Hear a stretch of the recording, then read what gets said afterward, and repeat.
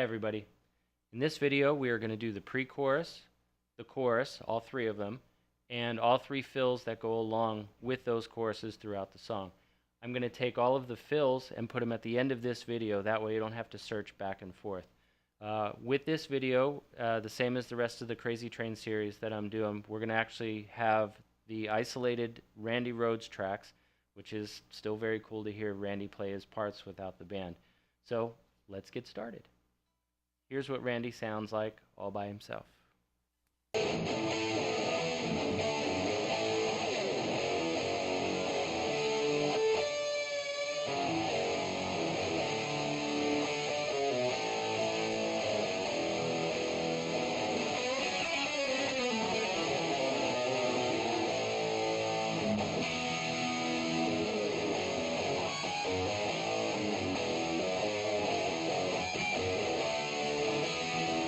Okay, now that you've heard Randy's part without the band, let's start with the two measures before the actual chorus starts, and this is going to be considered the pre-chorus.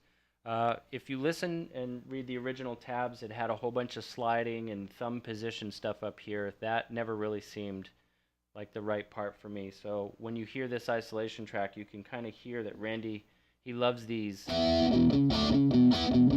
He loves those kind of bouncy rhythms. And he kind of uses this one in the start of it. So we're going to start with the open A string, 12th fret, which is also A, and you're going to play the A power chord, 12 and 14 on the A and D. So here's what you have. You're going to slide down here to the E position, and you're going to start with the open A, 7th fret, which is going to be your E, and then you're going to play the E power chord. Again, here's the first two. Next part is going to be the 7 and 9 on the A string, which is going to be your E and F sharp. And you're going to play the two 7s on the D and G string, which is going to give you A and D, part of your D chord.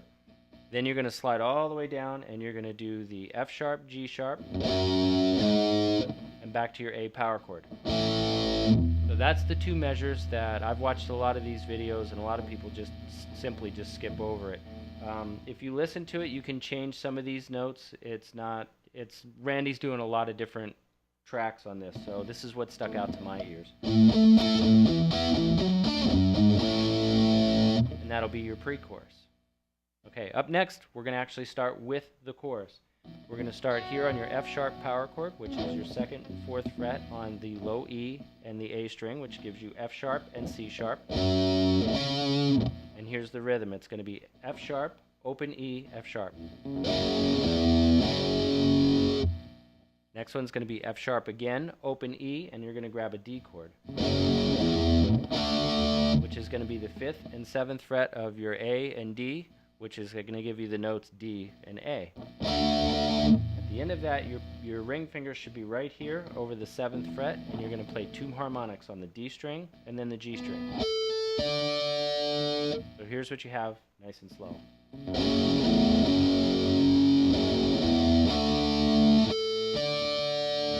And that's up to the harmonics.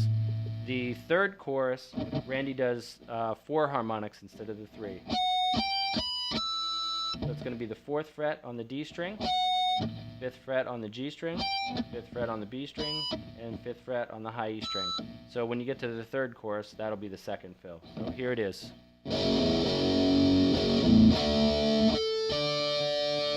Okay, now moving on from that, you're going to come back to the F sharp, and you're going to do the same thing. F sharp, E, F sharp. Now this one's kind of quick in the mix, but you can still hear it. It's going to be open, 2, open, which is going to be E, F sharp, and E. It's going to grab this D chord here. It's going to be your D string open, G string 2nd fret, and your B string 3rd fret. And he's going to take the little piece that you hear in the middle. It's going to be the open string twice. Then you're going to go up to your A string, 4th fret, which is going to be C sharp, and slide down to B. Back to your A chord twice. And then back up here to the low E string, and you're going to play G sharp, F sharp, and then the big E major chord. And in the recording you can hear that he does again, several guitars, different places for this chord, but this is the easiest one for right here. And this is where he's going to place all three fills.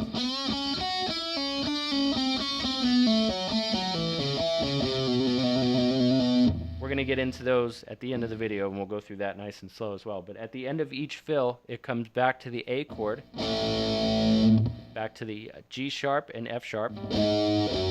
And here I use just the power chord, E, even though in the recording you can hear all the other guitars, the big E. But anyway, this is where I come back to. Then he's going to grab the 4th fret, which is going to be your G sharp, and slightly bend it. Back to the F sharp, open E, F sharp. Now if you look at where my finger is right here, it's right above the 2nd fret. If I make sure that it's positioned here, I can get these nasty harmonics. So when he's playing this part, he does this little, and he gets that little bit of noise in there. That was intentional, and if you don't have to move and do any kind of crazy reposition, if you just get your hand in the right spot, it'll happen naturally right there anyway. He's going to do that again a little bit later. So here's what you have so far after the fill.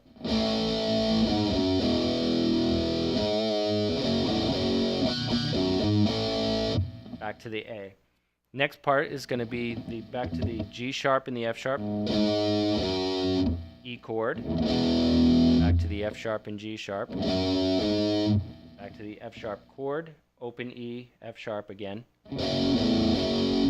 harmonics, back to the F sharp, G sharp, and he's going to finish it with the D chord that we played earlier, open string on the D, 2nd fret on the G string, and 3rd fret on the B string, the big E, your E major chord, and then he does 3 very quick notes before he jumps back into the verse, and it's going to be 0, 2, 4, which is going to be E, F sharp, and G sharp. And he goes back into the verse. So that's going to be all the chorus parts. So here's what you have, whole chorus with the pre-chorus, nice and slow.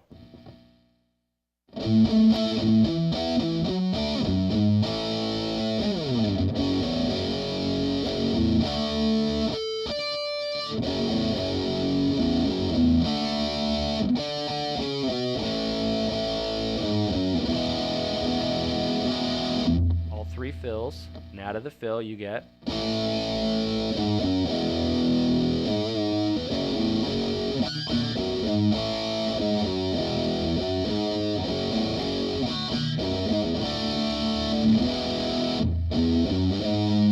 and you're back to your verse. So I hope that helps with the pre-chorus and the chorus. Now on the screen I'm going to put the 3 fills, and let's go through all the 3 fills that show up in that chorus. Okay, this is the first fill in the chorus, and this happens to be one of my favorites, and I've watched a lot of these other videos, and a lot of guys are saying that this may be the coolest thing that Randy did as a fill, and you can choose to agree with that. I happen to love it, but here it is, nice and slow.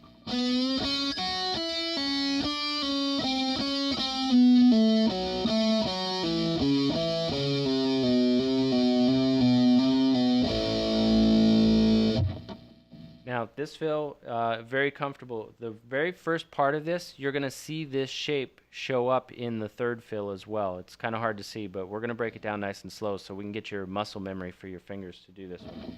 This fill starts with the 4th fret of the G string, which is your B, and it bends. It's going to be on the 2nd fret of your B and E string, which is going to give you C sharp and F sharp. Now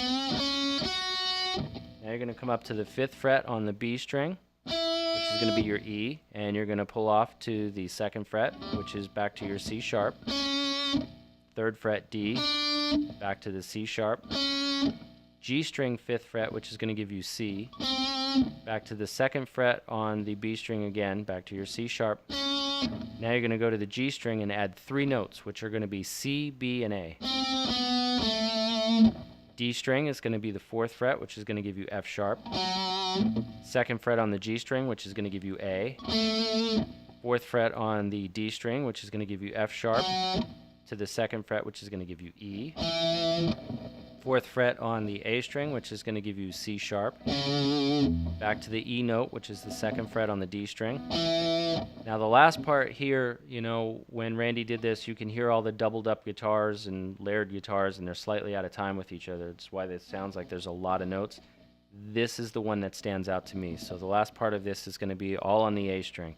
It's going to be 4, 3, 2, which is going to give you C sharp, C, and B. And he's going to do this little trill back and forth between the C and the B note, which is the 3rd and 2nd fret, which is going to look like this.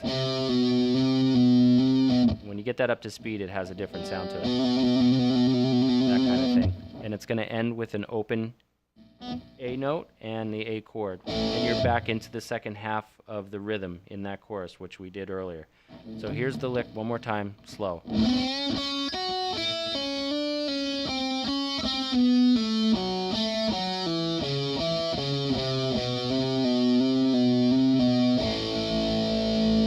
A lot of fun as you start to build this one up to speed. Let's move on to the next lick. This is going to be the 2nd fill, which you should see up on your screen. This one's got a nice wide stretch to it, and I love the way this feels under my fingers. So once your hands are all nice and relaxed and warmed up, this one shouldn't be too much of a problem. We're going to take our middle finger and plant it on the 7th fret of the B string, which is your F sharp. Now this is going to be a chromatic lick, so I'm not going to give you all the letter names because it's just going to sound confusing. So I'm going to give you the shapes instead for this one. So even though I'm calling this one F sharp, the first finger is going to be on the 5th fret, and then the pinky is going to be on the 9th fret. And the way that this one's going to start is going to be 9, 5, and 7. Now when you start this, you're going to try and keep this middle finger planted. And he's going to move this pattern up. And the pattern's going to change a little bit, and I'll show you that in a second. So the first one is going to be here, 9, 5, 7. He's going to slide up 1 fret, so now it's going to be 10, 6, 8. Next one's going to be 11, 7, and 9. And this is where Randy, at high speed, changes it. He's going to take the first finger and just move that to the 8th fret. So now you're going to have 11, 8, 9. So let me show you that one more time, nice and slow.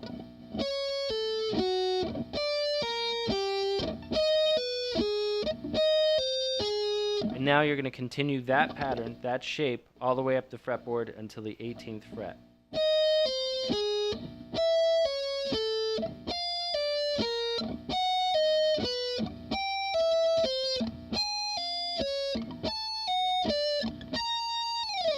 And here it is, one more time slow.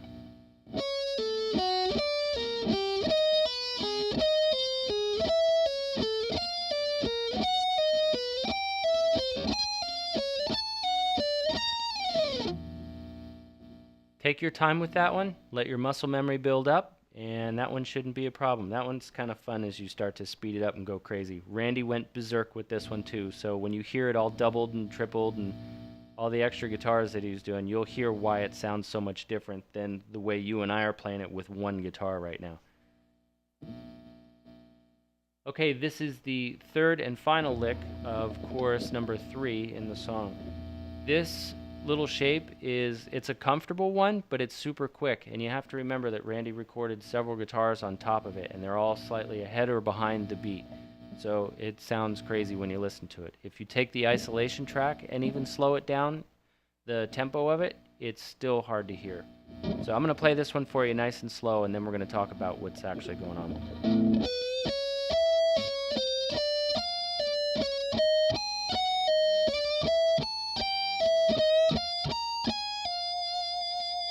Looks easy, doesn't it?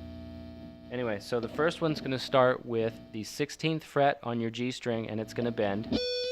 Now, don't focus too much on that bend just yet, because once you get this one up to high speed, you naturally want to just push your finger and push that note out of the way. So it's okay if you just do it as single notes right now. That kind of thing, just so you get that feel under your fingers and muscle memory. So the first one is just a simple part of it. It's going to be 16 on the G string. It's going to be 14, 17 on the B string. That's the little shape for that one. You're going to do that one more time, 1 fret higher. So now you're going to move to the 17th fret. and you're going to play 15, 18. So this is what you have, nice and slow so far. Now the third one moves up one more fret. Again, this is a chromatic thing. Randy loved kind of just sliding all the way up the fretboard to do this. Now you're going to bend the 18th fret, but you're going to add the high E string into the equation. So now it's going to be 16, 16. Here's what you have slow. And you finish the pattern just like you did the other ones, except this one's going to be 19, 16. Here it is slow. One more time slow. Now the next one, you guessed it, you're going to move up one fret and you're going to do the exact same thing. And one more fret. And that's how the whole thing ends. I hope that one was kind of clear. I know it's kind of a crowded space to look at, but we'll make sure that the tab's up there on the screen for you. And again, I'm going to give you the audio of Randy with the isolated track so you can hear it up to speed. Here it is. One more time, nice and slow.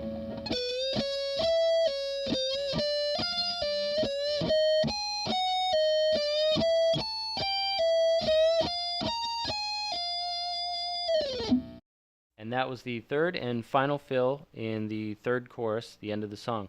Congratulations, you have now finished Crazy Train.